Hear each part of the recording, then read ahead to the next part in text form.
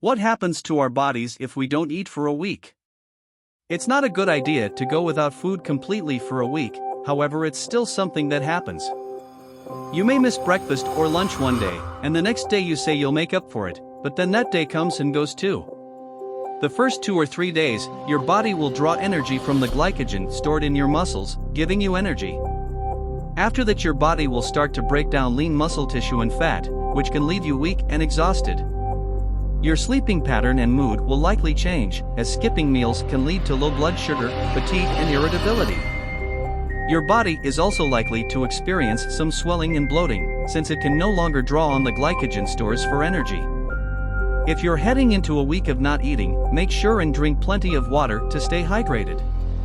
If you don't eat for a week, your organs will start to digest themselves and pull weird cautions from your body, like from your nails and hair.